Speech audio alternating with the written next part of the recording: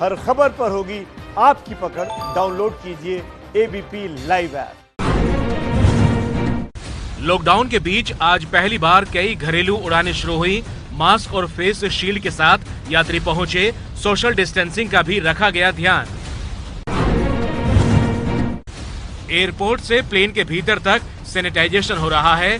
Baggage पर भी spray किया गया। यात्रियों के हाथों पर लगा क्वारंटीन स्टैंप। हर राज्य में क्वारंटीन के अलग अलग नियम। कई उड़ानों में कम यात्री होने की वजह से फ्लाइट रद्द करनी पड़ी।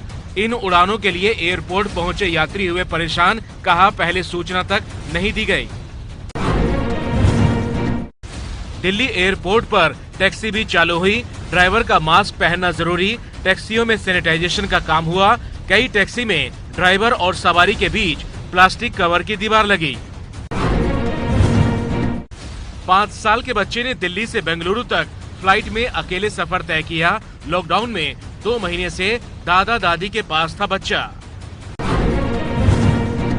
पूरे देश में कल पहली बार 24 घंटे में करीब 7,000 कोरोना केस सामने आए।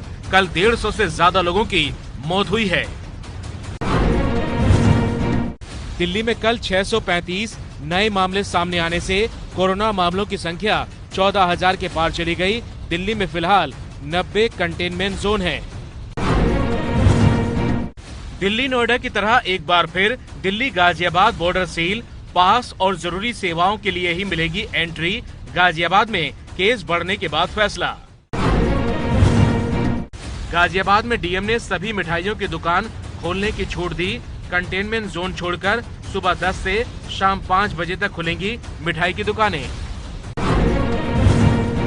कल महाराष्ट्र में कोरोना के 51 और पॉजिटिव केस आए। पूरे राज्य में अब तक 1800 पुलिस वालों को संक्रमण हुआ है, जिसमें से 700 ठीक हुए। 18 की मौत भी हुई।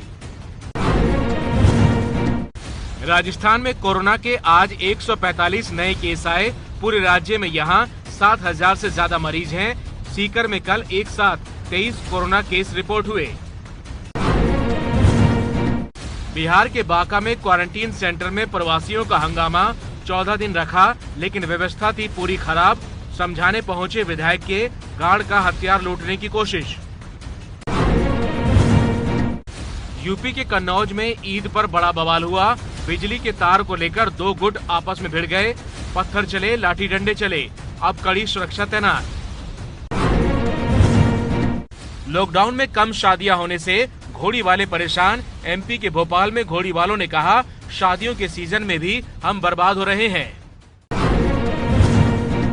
शिमला में सैलून की दुकानें खुली, लेकिन अभी सिर्फ बाल काटने की मंजूरी। दाढ़ी काटना और थ्रेडिंग जैसे काम नहीं कर सकेंगे। मध्य प्रदेश के ग्वालियर में पत्थर तोड़ने वाली फैक्ट्री में आग से हड़कंप। शॉर्ट सर्किट से लगी आग, लाखों का सामान जला। तेलंगाना के वरंगल में कुएं से 10 शव मिलने के मामले में खुलासा।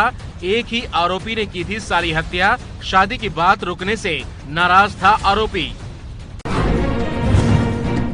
असम के ग्वालपाड़ा में तेज बारिश के बाद अचानक बाढ़ आ गई। नेशनल हाईवे 12 का एक हिस्सा पानी में बह गया। मेघालय में हुई है तेज बारिश। असम के डिब्रूगढ़ में ब्रह्मपुत्र नदी में अचानक बाढ़ आने से आसपास के इलाकों में बड़ी तबाही। हजारों लोगों पर संकट मंडराया। कोलकाता में बिजली पानी सप्लाई नहीं होने से महिलाएं सड़कों पर उतरी। उम्पुन तूफान के बाद बिजली सप्लाई पर पड़ा है असर। दिल्ली में आज भी तापमान 45 डिग्री के पास पहुंचा। राजस्थान में पारा 45 के पार है। तपती गर्मी में ड्यूटी करने को मजबूर हैं पुलिस वाले। आज देश में अधिकतम तापमान 47.6 डिग्री तक पहुंचा।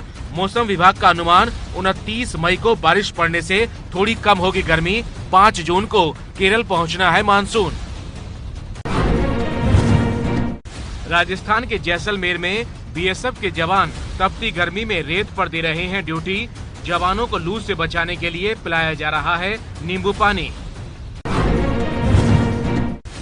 जम्मू कश्मीर के कुलगाम में सुरक्षा बलों और आतंकियों के बीच मुठभेड़। 2 आतंकी मारे गए। भारी मात्रा में गोला बारूद बरामद हुआ।